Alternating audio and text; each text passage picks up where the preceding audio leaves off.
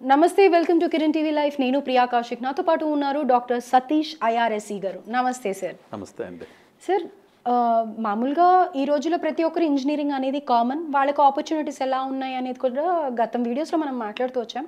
కానీ అన్ని డిగ్రీస్, అన్ని రకాల డిగ్రీ క్వాలిఫికేషన్ ఉన్న వాళ్ళకి మామూలుగా ఏ కాలేజ్లో అంటే ఆ కాలేజ్లో అప్లై చేయడానికి ఉండదు.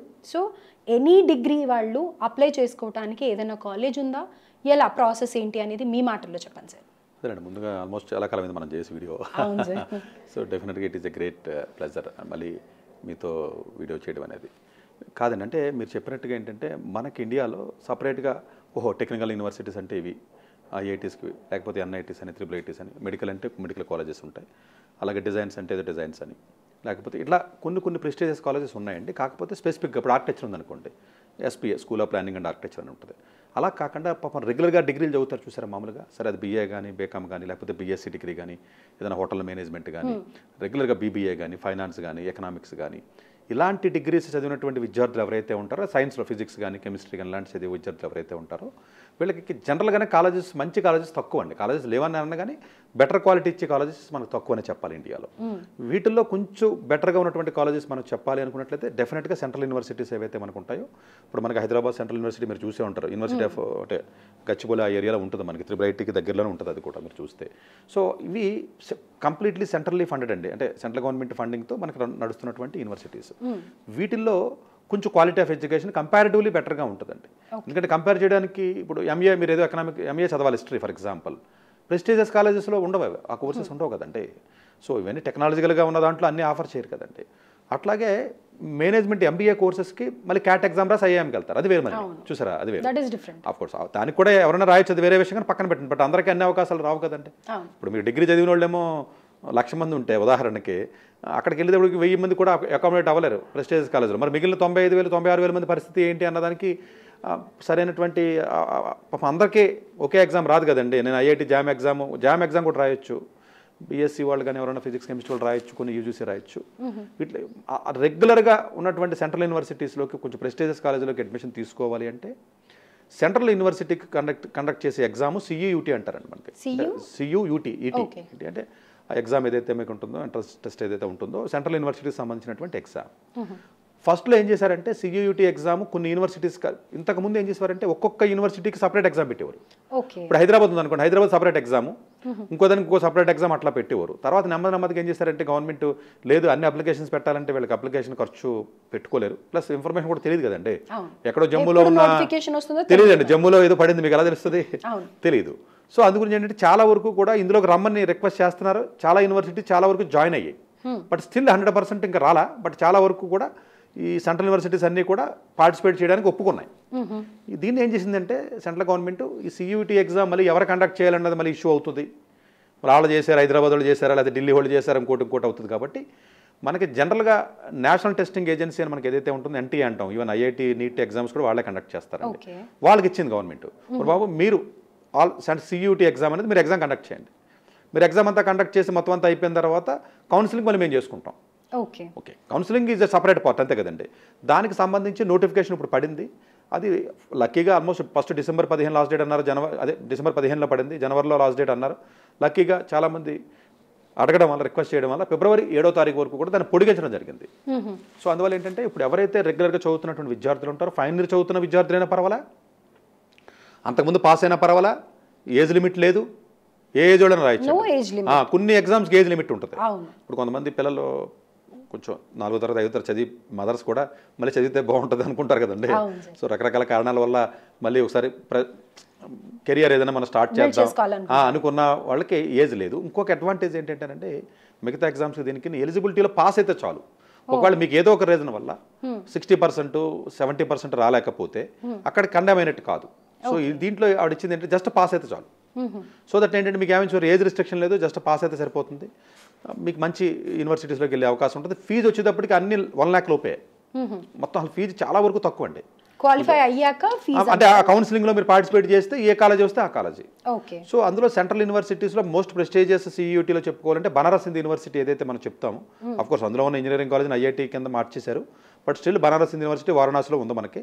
ఆ బనారస్ హిందూ యూనివర్సిటీ కానివ్వండి, యూనివర్సిటీ ఆఫ్ ఢిల్లీ కానివ్వండి, హైదరాబాద్ యూనివర్సిటీ కానివ్వండి, ఇలాంటి ప్రెస్టీజియస్ సెంట్రల్ యూనివర్సిటీస్ ఏవైతే మనకి భారతదేశంలో ఉన్నాయో చాలా వరకు కూడా ఎగ్జామ్ కిందకు వచ్చేసినాయి. రైట్. తర్వాత ఏం చేశారంటే ఒక సెంట్రల్ యూనివర్సిటీస్తో పాటుగా స్టేట్ యూనివర్సిటీస్ కూడా మొదలుపెట్టినాయి.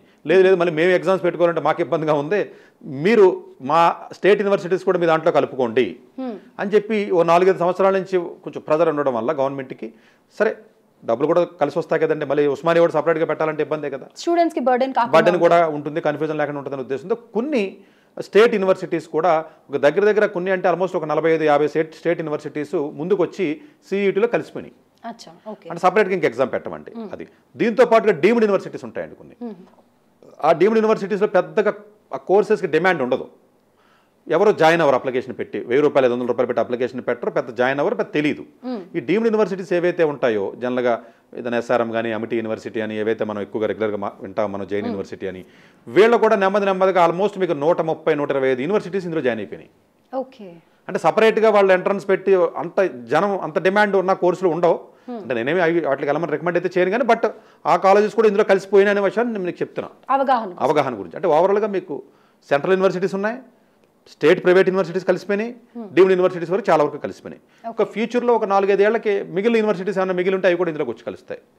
దీనితో పాటుగా మోస్ట్ ఇంపార్టెంట్గా ఉన్నటువంటి ఫ్యాక్టర్ ఏంటంటేనంటే కొన్ని MBA డిగ్రీస్ కొన్ని కాలేజీల్లో, MBA అంటే మీకు తెలియదే ఉంది, MBA అంటే జనరల్గా క్యాట్ ఎగ్జామ్ లేకపోతే వేరే అదర్ ఎగ్జామ్స్ నుంచి వస్తారు. అలా కాకుండా ఏం చేశారంటే కొన్ని ప్రెస్టీజియస్ కాలేజెస్లో MBA కొన్ని కోర్సెస్ ఉంటాయండి. ఇప్పుడు MBA డిజిటల్ మార్కెటింగ్ ఉందండి ఉదాహరణకి. అలాంటి కోర్సెస్ ఏవైతే కొంచెం MBAలో ఉన్నాయో వాళ్ళు ఏం చేశారంటే ప్రెస్టీజియస్ కాలేజెస్లో మేము CUET ద్వారా తీసుకుంటామని చెప్పేసి IIIT లక్నో ఉందండి ఉదాహరణకి. అది జనరల్గా ఇంజనీరింగ్ ఉంటాయండి, బీటెక్ లేకపోతే ఎంటెక్ ఇలాంటివి ఉంటాయి అక్కడ. వాడు ఏం చేశాడు, లేదు మేము MBA కోర్సెస్ కూడా CUET ద్వారా కూడా తీసుకుంటాం అని చెప్పి కొన్ని MBA డిగ్రీస్ వచ్చినాయి ముందుకి. అలాగే కొన్ని కాలేజీలు ఎంటెక్ అంటే బీటెక్ వాళ్ళు కూడా రాయొచ్చుది.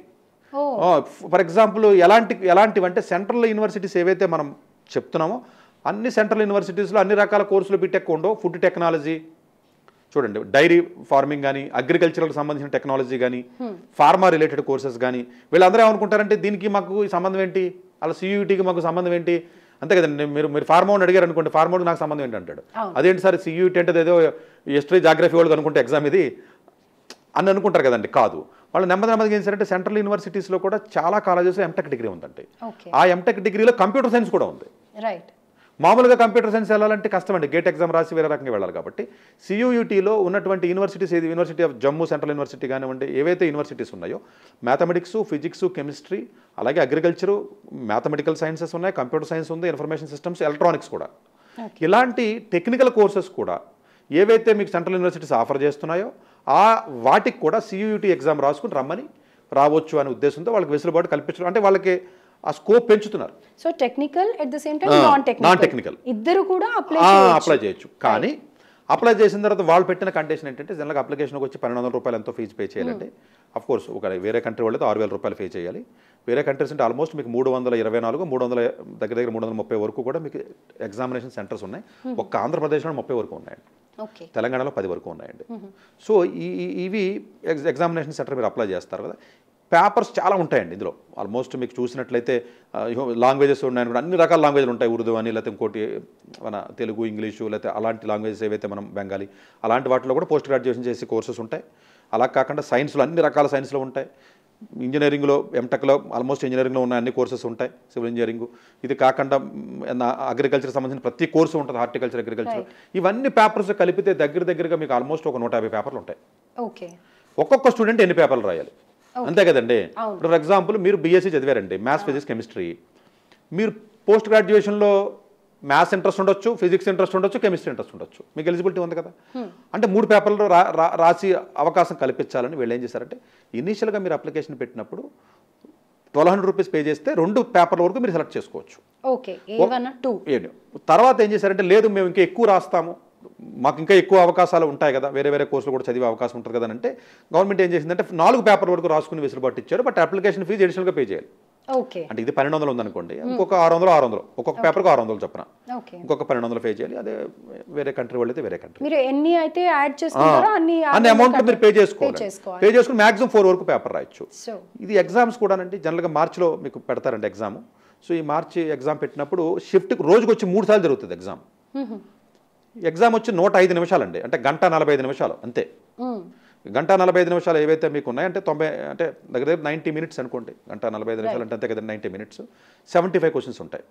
ఈ 75 క్వశ్చన్స్లో జనరల్గా మీరు టైం ఏదైతే మీకు ఉంటుందో 90 మినిట్స్ 3 షిఫ్ట్లు పెట్టారు. జనరల్గా అన్ని 2 షిఫ్ట్లే ఉంటాయి. మీరు చూస్తే చూడండి, ఏదైనా ఏ ఎగ్జామ్ చూసినా మార్నింగ్ షిఫ్టా లేదా ఆఫ్టర్నూన్ షిఫ్ట్ అని అడుగుతారు మీరు. ఇది 3 షిఫ్ట్లు పెట్టారు, ఎందుకంటే పేపర్లు ఎక్కువ కదండి. ప్లస్ ఎగ్జామినేషన్ టైం తగ్గించారు కావాలని. ఇంతకుముందు ఎక్కువ ఉండేది. ఆ ఎగ్జామినేషన్ టైం తగ్గించి 3 షిఫ్ట్లు చేసి ఇప్పుడు ఏమంటున్నారంటే మీరు 4 పేపర్లు రాసుకోమంటున్నారు. రైట్. సో అందువల్ల ఏంటంటే వీళ్ళు చక్కగా వీళ్ళకి కావాల్సిన 4 పేపర్లు రాసుకోవచ్చు. ఎలిజిబిలిటీలు ఒక్కొక్క దానికి ఒక్కొక్క రకంగా ఉంటుంది.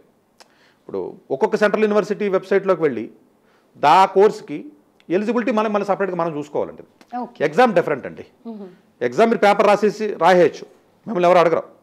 కానీ మీరు రాసిన పేపర్ మీకు ఉన్న క్వాలిఫికేషన్, మీరు జాయిన్ అవ్వడానికి ఎలిజిబిలిటీ ఉందా లేదా అన్నది సపరేట్. ఓకే. అది ఆ యూనివర్సిటీలో వాడు ఆఫర్ చేసే కోర్సుకి వాడు పెట్టి ఎలిజిబిలిటీ మీరు సూట్ అవ్వాలి. ఓకే, అది చెక్ చేసుకోవాలి. 4 పేపర్లు రాశారు మీరు ఏదో ఫర్ ఎగ్జాంపుల్ ఎన్విరాన్మెంటల్ సైన్స్కి అప్లై చేద్దాం అనుకుంటున్నారు, ఉదాహరణకి ఎంఎస్సీ ఎన్విరాన్మెంటల్ సైన్స్కి అప్లై చేద్దాం. నాకు అది ఇంట్రెస్ట్ ఉండి నేను ఇది చేద్దాము అని అనుకుంటాను. బట్ ఎంఎస్సీ ఎన్విరాన్మెంటల్ సైన్స్కి ఈ 4 పేపర్ మీరు రాసిన పేపర్ సూట్ అయిందో చూసుకోవాలి కదా, ఎలిజిబిలిటీ. ప్లస్ మీరు డిగ్రీ ఎలిజిబిలిటీ కూడా ఇస్తాడు.